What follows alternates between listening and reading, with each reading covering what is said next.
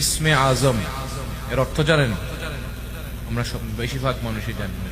মাইজভান্ডার দরবার শরীফের আল্লাহর ওয়ালিরা যখন কোনো কিছু ওনাদের পাক জবানে বলেছেন, কারণ ছাড়া বলেন নাই। কোনো না কোনো কারণ আছে, এখানে কোনো না কোনো হাকিকত লুকানো আছে। ইসমে আজম হচ্ছে আল্লাহর একটি নাম। আল্লাহর কি নাম, কিন্তু এটা লুকানো। এটা কি লুকানো? আমার কাছে ইমাম আলী রাদিয়াল্লাহু তাআলা আনহুর একটি হাদিস থেকে বর্ণিত, উনি বলেছেন ওনার কাছে ইসমে আজমের মধ্যে একটি নাম আল হাইয়ুল কাইয়ুম, আর রহমান। আল্লাহর নাম এগুলো, আল্লাহ রাব্বুল আলামিনের কি নাম। কিন্তু উনি এটাও বলেছেন যে অন্য মানুষের কাছে ইসমে আজম অন্য একটি নাম হতে পারে। তাই উনি আমাদেরকে বলেছেন যে আমরা প্রত্যেক দিন আল্লাহর বিভিন্ন নামে আল্লাহকে আমরা ডাকি। আমরা কি করি? আল্লাহকে ডাকি, বিভিন্ন নামে ডাকি।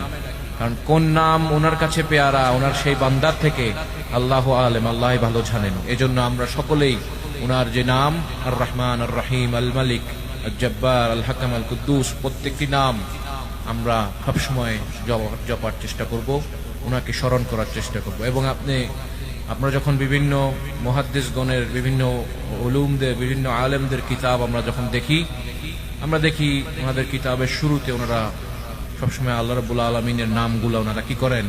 মেনশন করেন। ওনারা সেই নামগুলাকে আগে ওনারা সেখানে লিখেন। তো এই ধারা, এই লেগেসি আল্লাহ রাসূল সাল্লাল্লাহু আলাইহি ওয়াসাল্লাম থেকে, ওনার সাহাবাগণ, ওনার সালাফ, ওনার আহলুল বাইত থেকে এখন পর্যন্ত এটা আছে, জারি আছে। এবং মাইজভান্ডার দরবার শরীফও সেই নিয়মেই আপনাদেরকে প্রাথমিক এই নামের সাথে পরিচিতি দেয়, যেটি আপনার গানের মাধ্যমে পরিচিতি পেয়েছেন।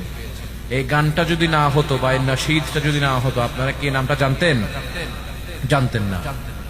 আপনারা এই নামটা জেনেছেন বিধায় আপনাদের সাথে পরিচিতি হয়ে গেল। এখন একজন গ্রামের একজন মানুষ যিনি দিন আনে দিন খায়, ওনাকে যদি আমি কিতাব নিয়ে বসিয়ে যদি আমি ওনাদেরকে ইসমে আজমের বিষয়ে বলি, ওনাদের অতটুক সময়ও নাই এবং অতটুক ধৈর্যও নাই। নাকি আমি ভুল বললাম?